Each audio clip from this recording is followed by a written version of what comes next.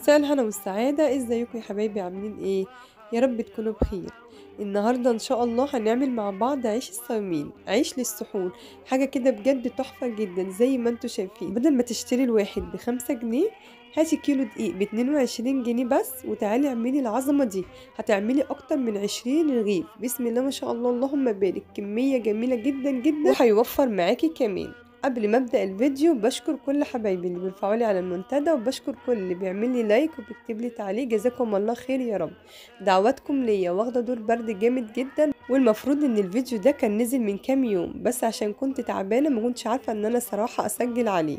يلا في البداية نقول بسم الله ونشوف هنبدأ ازاي. ولو وصلتوا معايا لحد هنا ما تنسونيش في اللايك حبايبي. ويلا في البداية نقول بسم الله ونشوف مكوناتنا ايه.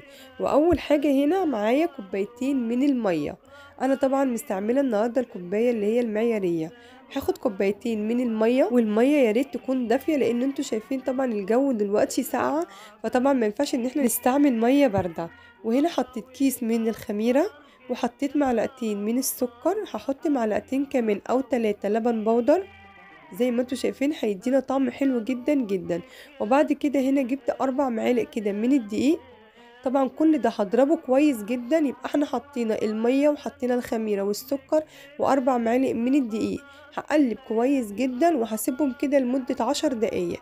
دي الخميرة اللي احنا يعتبر هنعمل بيها النهاردة العيش. عايزة اقول لكم ما شاء الله اللهم هتخلي العيش كده طري وهاشش كده من جوه وجميل جدا جدا. هنا بقى نزلت كده بربع كوباية من الزيت، اي نوع زيت يكون موجود عندك. وهنزل كمان بمعلقة كبيرة كده من الخل.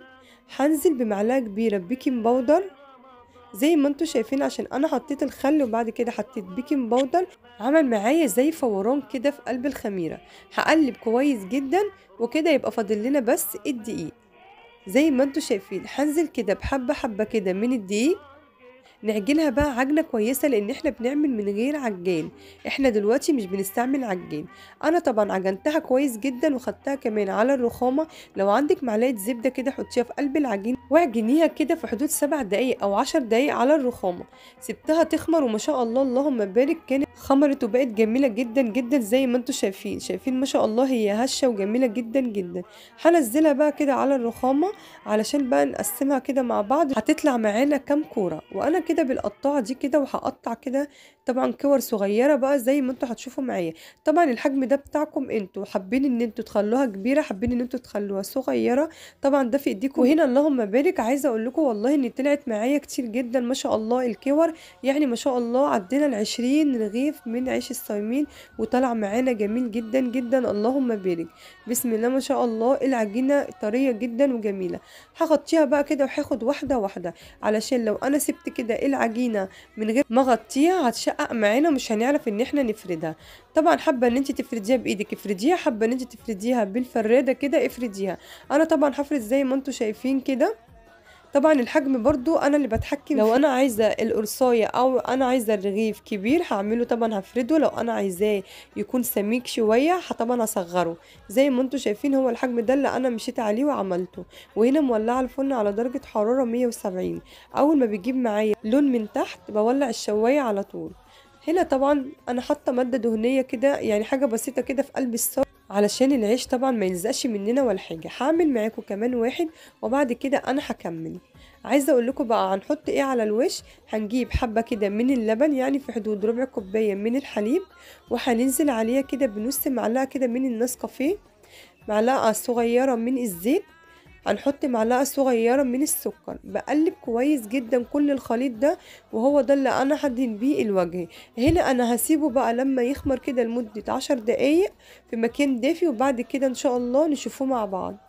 عايزه اقول لكم بقى ان هنا كان ما شاء الله اللهم بارك اختمر معايا وكان جميل جدا. وبعد كده هنجيب الحليب بقى كده اللي احنا قلنا عليه والنسكافيه، وهنعمله الوجه بس بالراحه خالص، لان هو مجرد ما الرغيف اختمر معانا احنا ما ينفعش ان احنا واحنا بندهن كده الوجه نعمل جامد علشان خاطر ما يسفتش مننا ومش هيطلع معانا حلو. احنا هنعمله بالراحه خالص طبعا زي ما انتوا شايفين. حابه بقى ان انت تسيبيه ساده من غير ما تحطي عليه اي حاجه على الوش حطي، حابه ان انت تعملي زيي وتحطي حبه سمسم او حبه البركه براحتك انت. انا بصراحه عملت منه بالسمسم وعملت منه منه سادة. وعايزة اقول لكم اللهم بارك طلع طعمه جميل جدا جدا. شايفين ما شاء الله اللهم بارك. هنا دخلته الفرن بقى على درجة حرارة 170، وكان في الرف الأوسط. أخد بالظبط ربع ساعة حسب نوع الفرن، وطلع معانا اللهم بارك جميل جدا زي ما انتوا شايفين. لما يبرد خالص اللي يتفضل منك حطيه في قلب الفريزر. هاتي كيسة وحطي فيها كده عيش الصومين، وقبل طبعا السحور طلعي منه كده وسيبيه يفك، هيبقى معاكي جميل جدا جدا. وكمان ممكن ان انتي لو حطيتيه في الفريزر تطلعيه يفك شوية، وبعد كده دخليه الفرن وسخنيه في الفرن، هيبقى معاكي جميل جدا جدا. بجد اللهم بارك. كيلو من الدقيق عمل لي كمية حلوة جدا، قعد معايا يومين او 3 كمان ما شاء الله اللهم بارك. يعني بجد الرغيف ما شاء الله بيشبع كده وجميل جدا جدا. شايفين ما شاء الله اللهم بارك شكله عامل ازاي؟